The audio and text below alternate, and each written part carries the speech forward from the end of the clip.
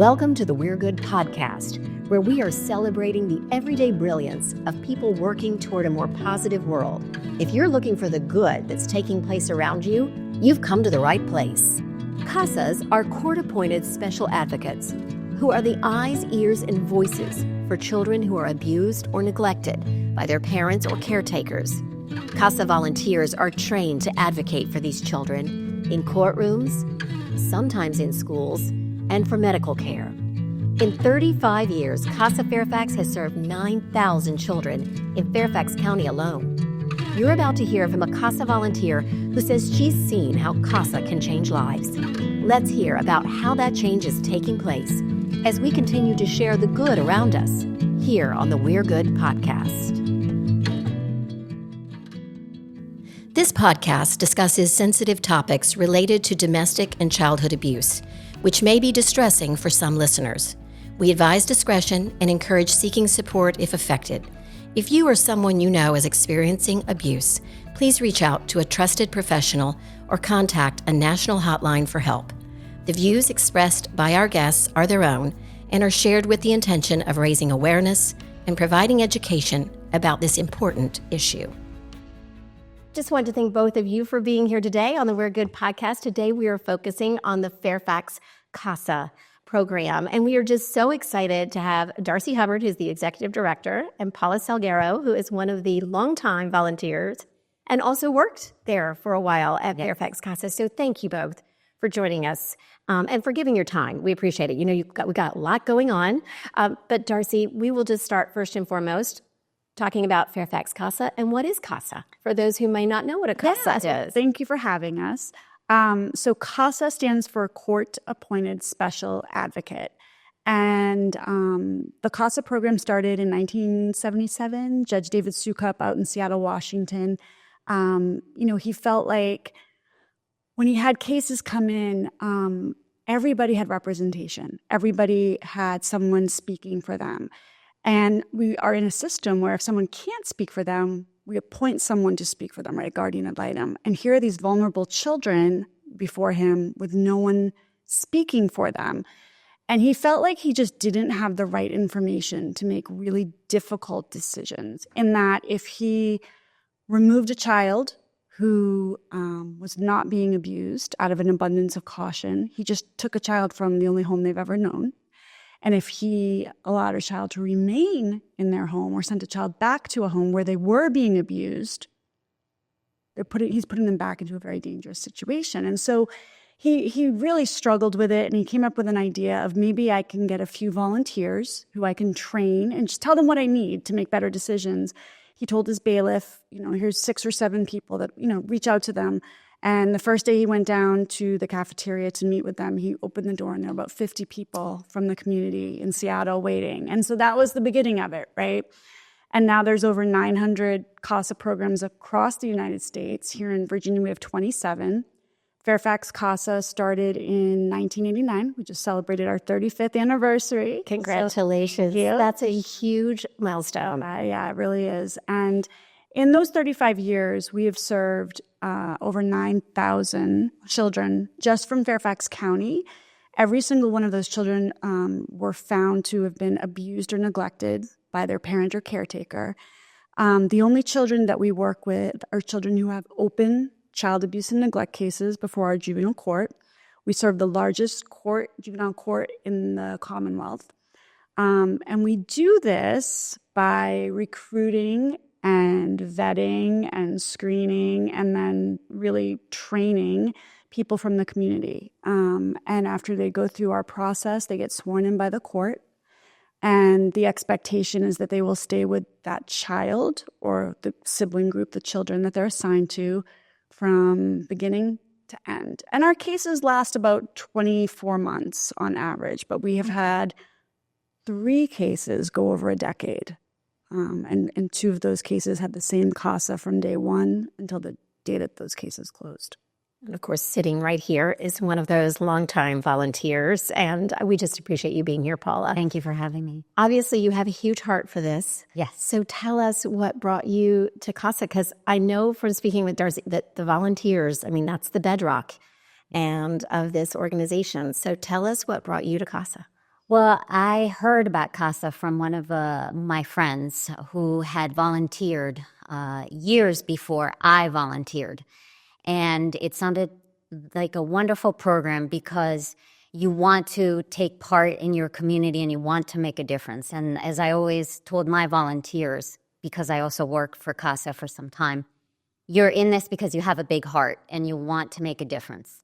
And it was ideal when I looked into the program, the change that you are able to have in real time and the investment in the youth and the children of the program is evident right from the start. And my only fear was that, well, am I going to be the right person? How am I going to know? This is a big task. Right. It's a big responsibility. Yeah. And the children and so many questions, all those questions were answered by the training of the organization and how they completely make you feel comfortable from day one. And again, as a volunteer, the opportunity that you have to have a bond with this child and be able to be their voice is a wonderful opportunity that from the inception of taking the case till it closes, it's never a chore. It is a labor of love, if you will. And again, the other beautiful thing is that you have the organization behind you, providing you with all the tools, with all the training and guidance to make you secure in your advocacy for the child. And I love what you say, labor of love, advocacy. Those are huge, big words. I will say there are people who are like, oh, I could never do that because I don't have a legal background. Did you have any legal background? I did have some legal background, but you don't at all. Again, you are there as the voice for the child. You are the person, you are the expert on this child or the group of siblings that you have. And the organization is also wonderful in matching you up to the best of your abilities. And so you are involved with the child that best suits your lifestyle. It's not limiting. You are matched up with a child that really brings out the best in you, and you advocate for them as well. And so I'm sure she's a rock star, but you have many rock star volunteers. So tell me a little bit about the training. If someone's listening, what is it like, Darcy? So the first step is they have to go to an information session. And I feel like in the information session, we answer a lot of questions and give a really truthful, honest overview of what this is going to entail and what it looks like. And from that information session, a lot of people will say, this is amazing. I don't have time for this right now. Or this is amazing, but I can't do that. But then we get the people that say, this is amazing and I want to do that. And, they go through the background checks because we're dealing with children. Sure. And everything is confidential. And then they go through training. Training is 35 hours over the course of a few weeks. You go to a hearing, you witness a hearing. There's some homework. There's some, I will say this, every person that goes through training, I've been there for 10 years now, every person that goes through training is required to do a debriefing exercise with the executive director. And it would be hard for me to name or remember someone who said that was a waste of time or that wasn't a good. Instead, I always hear, I've gone to a lot of trainings in my life and that was the best training I've ever had. Or I have never had to think about how to pay for groceries or a new tire. And so that poverty simulation you did was the most eye-opening thing that I've ever experienced. So I think it's a really great training. I'm very proud of the training that we put on. It sounds amazing. Mm-hmm. You're talking a little bit, you also just now talked about some of your population, some of the things they face. Can you give us an idea of what is your population? What does it look like, the people that you're helping? So all of our kids are 0 to 18. They have the opportunity to stay in after they turn 18, but they're adults and they get to make that decision, right, up till 21. Poverty is never supposed to be a factor in these cases, right? You can't remove children because their parents are at or below poverty level. We don't open abuse and neglect cases because somebody's living in poverty. But the vast majority of the children that we're serving are dealing with food insecurity, housing insecurity, or they're at or below the poverty level. The children themselves, about 70% of our children identify as Black or Latino. The vast majority of our children are ages 0 to 5. So little. Very little. And so, 0 to 5, very hard to speak for yourself, right? Our kids, like I think I mentioned earlier, our cases last about 24 months. And 24 months in the life of a 0 to 5-year-old is a huge chunk of time. So our kids come from all over Fairfax County. There's certain areas where we see a higher percentage, a higher concentration. But I will say this. Child abuse and neglect happens. Fairfax County is one of the wealthiest counties probably in the country. We have 190 spoken languages, very diverse here. But even the wealthiest of families sometimes end up in our courtroom. That's the thing about child abuse, right? It doesn't discriminate. It doesn't say, oh, these people come from great financial means. We're not. It's everywhere. And I think it's a lot more prevalent than people recognize or realize. And of course, you hear the statistics. You hear about the population. These are little children for the most part.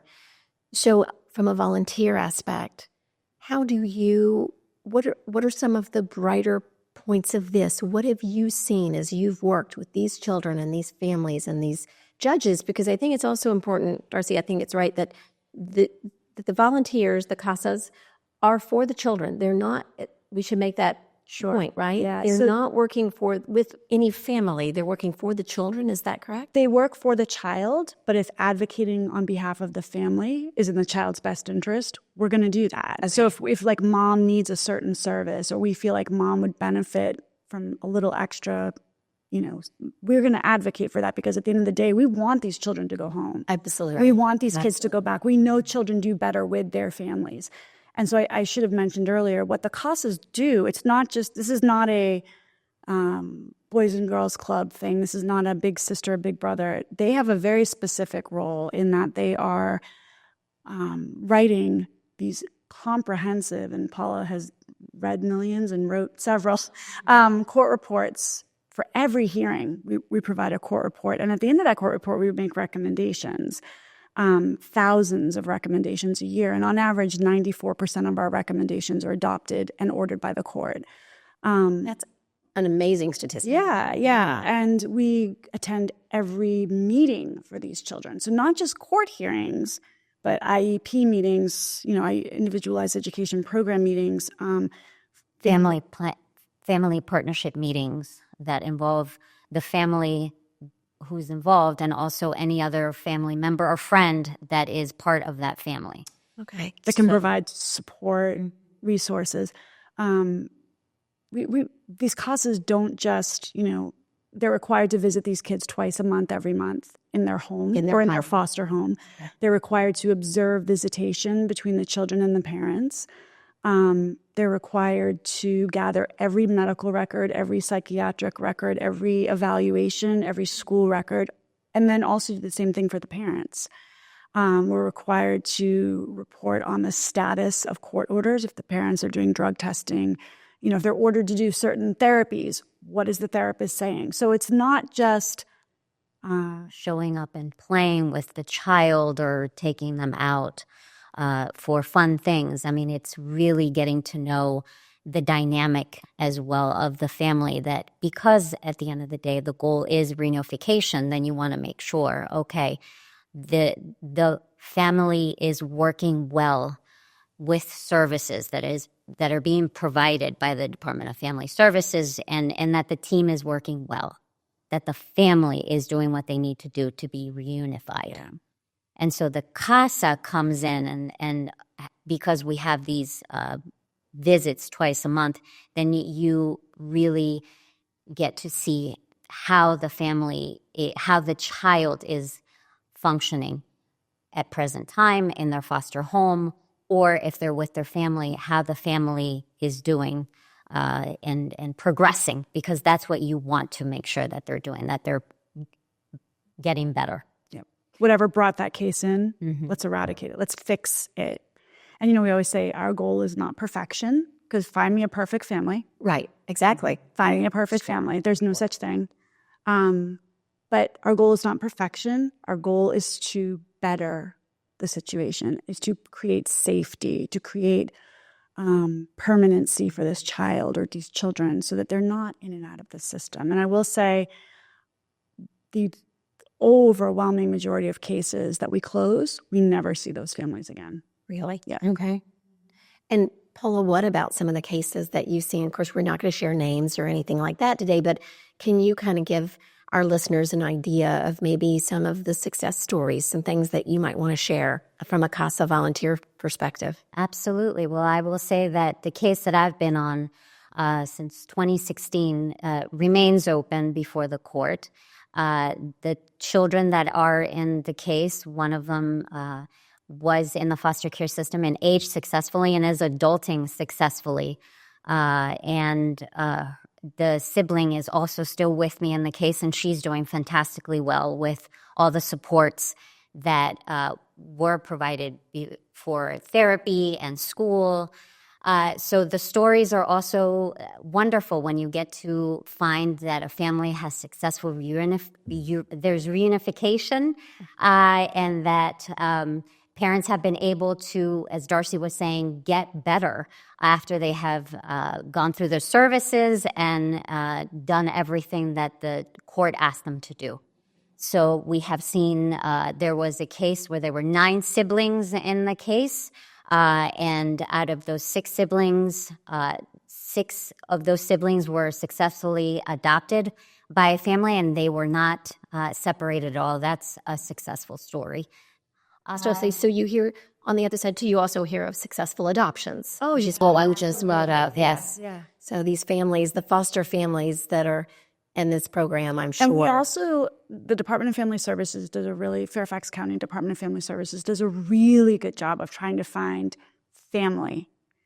And even if it's what we call fictive kin, meaning maybe they're not blood related, but there's somebody that will keep this child connected through ties to the family. And children get adopted by extended aunts, extended uncles, we had a case a few years ago, 3 teenage girls.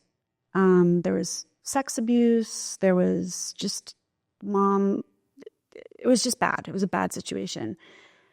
And all 3 girls came into foster care, and this uncle stepped forward. Now, these are 3 teenage girls. And this uncle, I think at the time, was 20, young, like maybe 25 at best. And I was like, a 25-year-old male is stepping forward to take on 3 teenage girls. This young man, not only did he do everything that he needed to do, he worked so closely with his CASA. He loved the CASA. And all 3 girls were placed in his care. He got custody of all 3 of his nieces. And they are a thriving family today. And, we asked him, what was your experience? What was your experience working with CASA? What was your experience? And he said, my girls will always look at their CASA as that person. When everybody else was trying to pull them away from their family, in their mind, was making them do all this stuff or constantly questioning them, their CASA would just show up and let them be. And they felt safe with her, and they knew she was advocating for their best interests. And he said, I will always be grateful for that. And I mean, that's a great success story. This young 20-something-year-old young man who stepped up, and they're doing great. They're doing great. In fact, the CASA that was on that case was at grocery store or something, and this young woman was waiting on her. And they both kind of looked at each other, and it was her former CASA. And she was, it was like a big reunion. But oh, my goodness. Yeah, doing great. Oh, that's what a joyful moment that had to be. I know.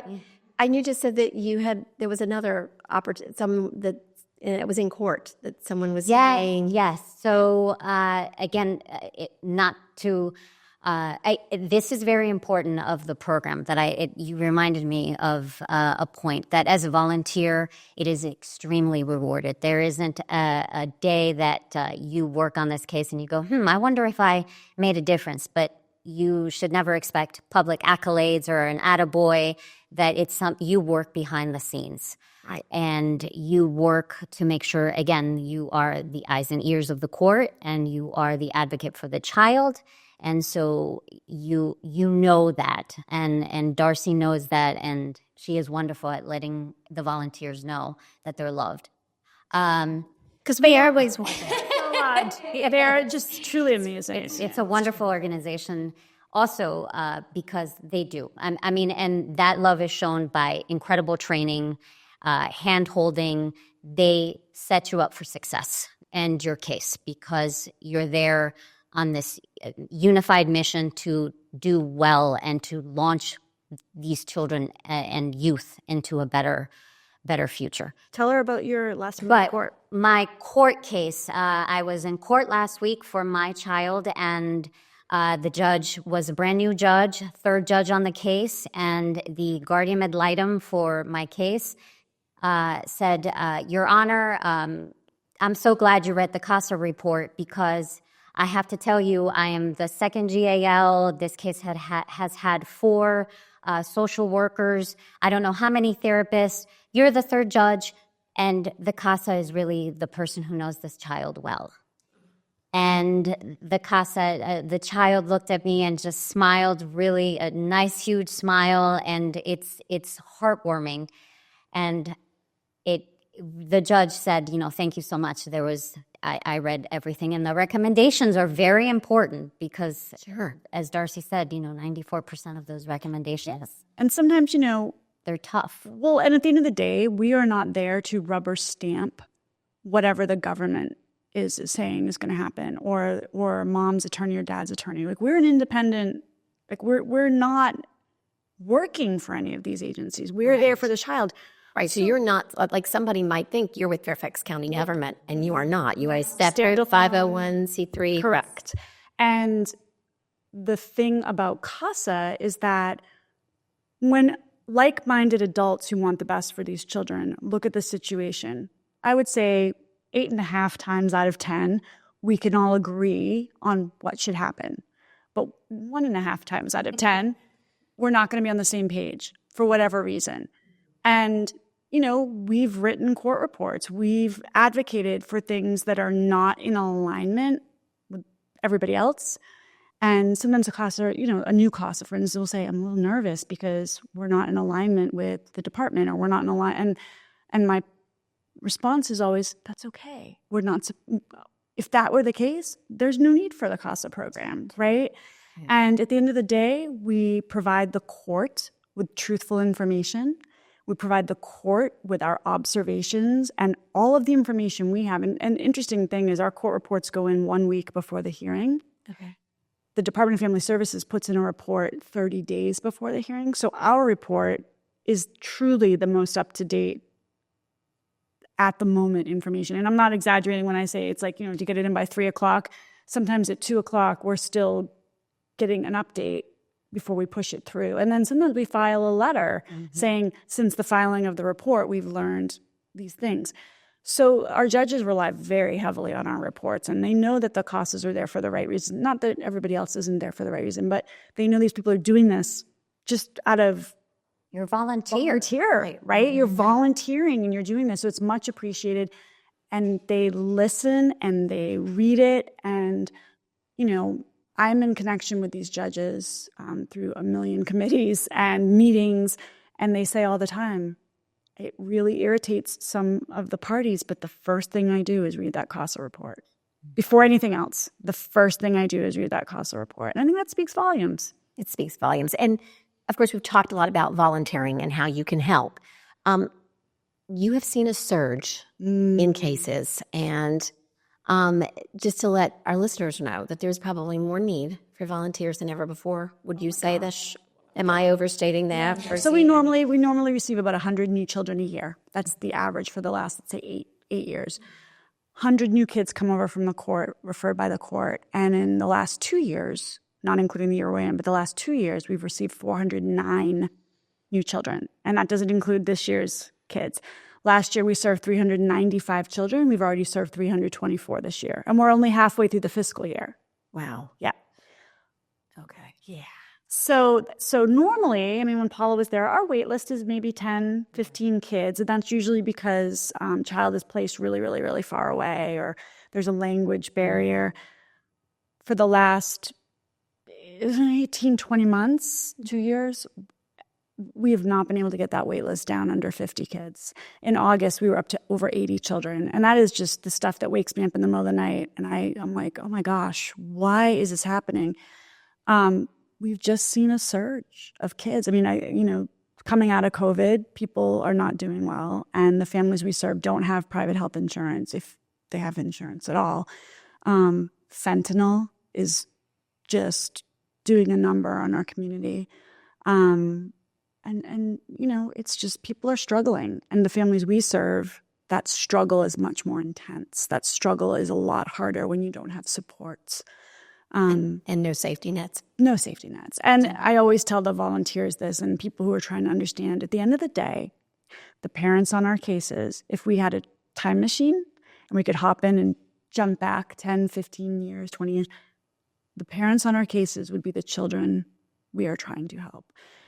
I would be hard-pressed to find a case where the parents on our cases did not have a significant trauma history or were not, right? Correct. Abused as children or neglected, or just come from a situation that has been hard to overcome. So these are not parents that are bad people. These are not, evil people. These are people that are struggling. And I know one thing, and people love their kids. Parents love their children, and children love their parents. Love their parents, and they want so desperately to stay with their parents. So that's why it's really important that we do everything we can to get these families reunified when possible, when safe, when appropriate, when possible. And when it's not, we have other ways that we can handle it. Custody, adoption. Mm-hmm. So Paula, there are other ways. I mean, I'm sure you're working with as a volunteer, you would work with lots of different systems and have opportunities to think outside the box. Yes. Oh, absolutely. You work with the team of therapists. The parents are also trying to, like Darcy just said, these are families who have hit hard times, but it doesn't mean they don't love their kids. It doesn't mean that they don't want to get better. And once that solution is put before them or a plan is put before them, they are trying their best. And we as an organization also, for the children, we focus on how well they're also trying to survive. We are strengths-based. When we are dealing with teenagers, for example, that's a very important. I mean, obviously the babies are all ages are very important, but the teenagers, we focus, for example, on how their strengths and what they can do well, their gifts. And for us as CASAs, we want to make sure that their social worker is aware of their talents, of how they're doing well. Or look, it's not that they're being lazy or that they're not being resourceful. They probably haven't had this toolbox presented before them. They've never been given this opportunity. It's a family on survival. And so I'm here to remind you, we don't want to judge them. That's a very important thing that Darcy and the organization and training, you have to leave your judgment on how people and families should be, and they should have. And if I was in their shoes, you don't know. You have never been in their shoes, and you don't know what it's like to be that child surviving overnight, and for example, Darcy said you go to the IEP meetings, their educational meetings at school, obviously keeping confidential information confidential and everything, but, teachers don't know that these children have had 2 years, a year of severe domestic abuse, and that they just got to school the next day and they're supposed to just sit in their chair and pay attention. It's things like that as a CASA, you sit there in meetings and family partnership meetings and you go, excuse me, I understand that you think that so-and-so is being lazy, but let me tell you, what they have survived. Or manipulative. Exactly. Or obstinate. Exactly. So as a CASA volunteer, that's the type of enriching experience that, you can think in a level-headed manner as an adult and you can be their voice because they're, when they're babies, obviously they can't speak, but as little children and teenagers, they need somebody to go, you know what? I understand you. I'm here for you no matter what. No matter what. No matter what. And we're seeing that a lot of our organizations, it's about being seen and being heard. And it sounds like and being valued. And be valued. And I thank you both so much. We could go on for hours.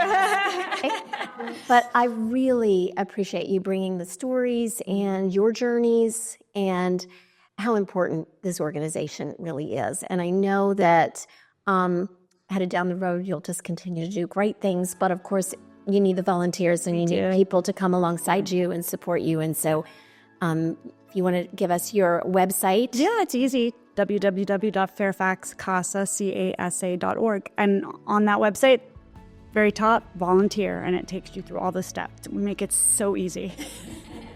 You do, and it sounds like you give a lot of support. You do. And Absolutely. a lot of hard work on both of your parts. So thank you, and on all of the volunteers. How many volunteers do you have right now? 167. That's amazing. Yeah. That's wonderful. And we just hope it'll grow after people listen to the We're Good podcast. And of course, we will be putting your website, your story on our website. So we appreciate you being here today. Thank you for having us. Thank you so much for having us. Thank you so much. And we appreciate you being here today with us. As we said, you can find out more about Fairfax CASA on our website, we'regood.net. We hope you'll follow us and listen to us wherever you listen to your podcasts. Until then, thank you so much for joining us. We're good, and you're good, and we can all make a difference.